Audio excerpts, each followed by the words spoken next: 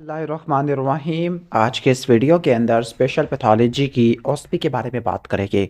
तो special pathology को UHS ने ओस्पी वाइज तीन में डिवाइड कर दिया है। एक है सिस्टमिक पैथोलॉजी, एक हिमाटोलॉजी और क्लिनिकल पैथोलॉजी। अब सिस्टमिक पैथोलॉजी के अंदर तमाम वो सारी पैथोलॉजी जो आपने फोर्थ ईयर में पढ़ी है एक्सेप्ट हिमाटोलॉजी, तो हिमाटोलॉजी को उसने सेपरेट कर दिया है। सिस्टमिक के अंदर सिस्टम वाइज चलेगा सिवाय ब्लड वाले के। तो अगर हम सिस्टमिक के बारे में बात करें तो जो सिस्टमिक की जो वेटेज है वो ऑलमोस्ट 50% है, हाफ के बराबर आ गया है। हिमाटोलॉजी और क्लिनिकल और केमिकल पैथोलॉजी या क्लिनिकल पैथोलॉजी 25-25 है। इन शॉर्ट कि जो स्पेशल पैथोलॉजी के अंदर कोई ऑब्जर्व स्टेशन नहीं है, सिर्फ और सिर्फ अनऑब्जर्व्ड स्टेशन है। और टोटल कितने स्टेशन हो गए? 20 स्टेशन है। और एक स्टेशन 4 मिनट का नहीं बल्कि 5 मिनट का है और 4 नंबर का है। इन शॉर्ट के जो पैथो की ओस्पी है उसमें सिर्फ अनऑब्जर्व स्टेशन है, 20 है, 4 नंबर का है, 5 मिनट हो गए और टोटल 80 हो गया है। और 80 में भी देख लो कि हिमाटोलॉजी और केमिकल पैथोलॉजी जिनका तो हमने पूरा साल पढ़ा भी नहीं होगा फोर्थ ईयर में, अब उनकी वेटेज ऑलमोस्ट 50% है मिला के। ओके, तो आपने सिस्टमिक के अलावा हिमाटोलॉजी और केमिकल पैथोलॉजी या क्लिनिकल पैथोलॉजी को करना है। ठीक है, तो सिस्टमिक पैथोलॉजी या स्पेशल पैथोलॉजी के अंदर 10 आपके स्टेशन आने हैं। वन सेकेंड बता दूं, पैथो के अंदर और कम्युनिटी के अंदर अच्छी बात यह है कि यहाँ पे कोई ऑब्जर्व स्टेशन नहीं है, सिर्फ और सिर्फ अनऑब्जर्व्ड है। अनऑब्जर्व में क्या होगा? घंटी बजेगी, आपने जाना होगा, मूव करना होगा। तो सिस्टमिक के अंदर 10 स्टेशन है। और वन सेकेंड, जिस तरह जीआईटी में 2 एससीक्यू होते हैं तो जीआईटी से आपके 2 स्टेशन आने होते हैं। ठीक है, अब स्टेशन के अंदर होगा क्या मैं आपको बताता जाऊँ। स्टेशन के अंदर होगा क्या, एक सिनेरियो दिया हुआ होगा, एक पिक्चर दी हुई होगी।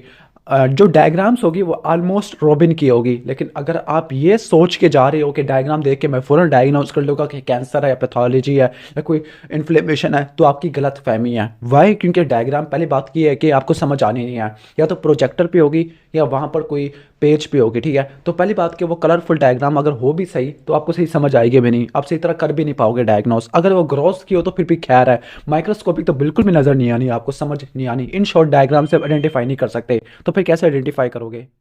इन शॉर्ट में ये कह रहे हो कि आप डायग्राम से आप डायग्नोस नहीं कर सकते। इन शॉर्ट अगर वो डायग्राम माइक्रोस्कोपिक ना हो बल्कि क्रॉस हो, आप कैसे डायग्नोस करोगे? सिनेरियो से करोगे। वंस अगेन वही की पॉइंट्स हो गए, पेन इन्फ्लेमेशन वाली चीज़ें, या तो वो इन्फ्लेमेशन की तरफ जाओगे।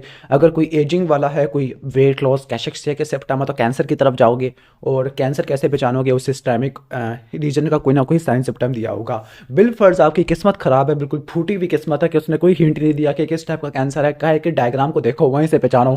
और डायग्राम में भी माइक्रोस्कोपिक है और माइक्रोस्कोपिक में भी आपको कुछ समझ नहीं आ रहा, तो फिर आप समझ लो कि आपने कुछ ना कुछ गुनाह कर लिया है जिसकी आपको सज़ा मिलेगी। ठीक है, तो आपको चीज़ें समझा दी है, लेकिन ऐसा नहीं होगा। यूएचएस वैसे ओस्पी बना रहा है तो रॉबिन के डायग्राम से आप देख लेना, फिर भी डायग्राम्स के ऊपर वीडियो बनाएंगे। इन शॉर्ट तो जीआईटी से 2 आने हैं। मोस्ट प्रोबेबली जीआईटी से गाल ब्लैडर का स्पेसिमेन बहुत रखा जाता है। अब गाल ब्लैडर में से सवाल कैसे आएगा?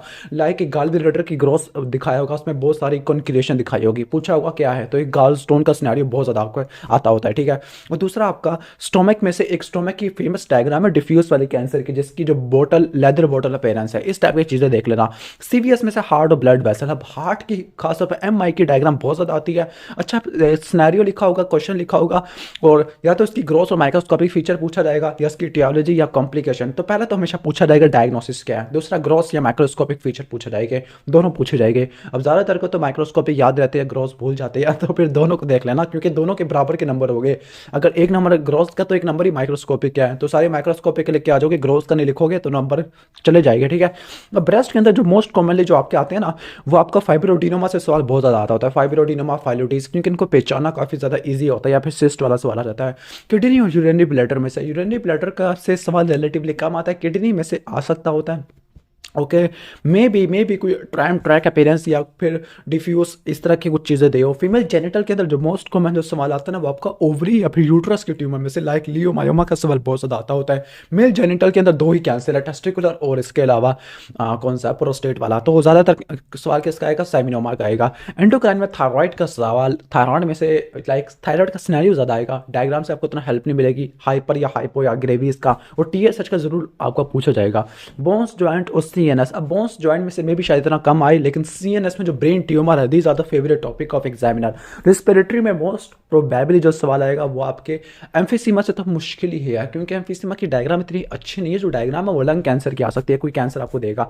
हिमाटोलॉजी काफ़ी इंपॉर्टेंट है। हिमाटोलॉजी और केमिकल पैथोलॉजी को हमने पूरा साल इतना नहीं पढ़ा, तो इनको अच्छे तरीके से देख लेना। टॉपिक है सब डिवीजन लाइक अनीमिया। अब अनीमिया के अंदर मैं बताता जाऊँ, आयरन डेफिशिएंसी अनीमिया का या मेगालोब्लास्टिक अनीमिया, इनका हर साल एक सवाल आता होता है। इन दोनों में से मैं पहले बता दूं, एक सवाल जरूर आएगा, ठीक है। Okay, iron deficiency anaemia, megaloblastic, इन दोनों में से जरूर एक आता होता है। ल्यूकेमिया के अंदर आते हैं। ल्यूकेमिया के अंदर पहली बात क्या है कि ल्यूकेमिया को सिनेरियो से ही डायग्नोस करोगे। अब ये कहोगे कि मैं माइलोब्लास्ट या लिम्फोब्लास्ट को देखूंगा तो डायग्राम में कुछ समझ नहीं आएगा, आपको पहले से बता रहा हूँ। ओके, तो सिनेरियो से पहचानोगे। लाइक एएलएल वाला जो होता है ना, एएलएल वाला 5 से लेकर 10 यानी छोटे बच्चों में ज़्यादा होता है। जो सीएमएल वाला, इसमें आपको ड्रैगन सेंसेशन स्प्लीनोमेगाली दिया होगा, ठीक है। सीएलएल वाला 60 से अबव आपको देखने को मिलता है। एएमएल वाला ये मिडिल एज में आपको देखने को मिलेगा, ठीक है।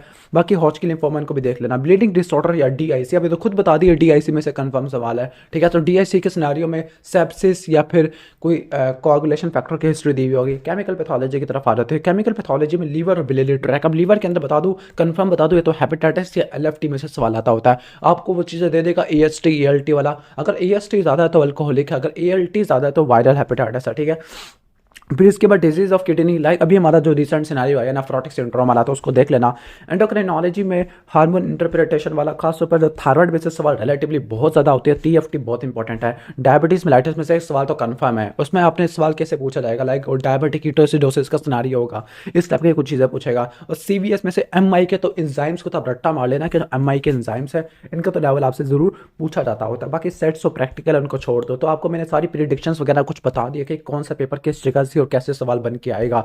उम्मीद है कि आपको समझ आ गया होगा। अगर नहीं समझ आया तो फिर वीडियो को दोबारा देख लेना, और नहीं आया तो फिर पूछ लेना, ठीक है। तो इन शॉर्ट जो ओएसपी है वो 80 नंबर की है, ठीक है। जो वाइवा है 25 25 50 50 का आ जाएगा। वर्क बुक 5 नंबर की, जो ऑलमोस्ट पूरे नंबर दे देती है। और इंटरनल असेसमेंट ये भी आपको ऑलमोस्ट पूरे नंबर दे देगी। तो इन शॉर्ट के आप इसमें से इस पेपर के अंदर आप ऑलमोस्ट 140 प्लस आराम से निकल सकते हो, आराम से, ठीक है। तो ये वीडियो बना दी है। अगर आपको वीडियो अच्छी लगी है तो वीडियो को लाइक कर देना। बाकी हम स्पेशल पैथोलॉजी पर कल से हम वीडियो अपलोड करना शुरू कर देंगे, डायग्राम्स के ऊपर कुछ इंपॉर्टेंट चीज़ें इससे रिलेटेड। तो फिर अगर वीडियो अच्छी लगी है तो वीडियो को लाइक कर देना। चैनल पर नए हो या पुराने हो तो सब्सक्राइब कर देना।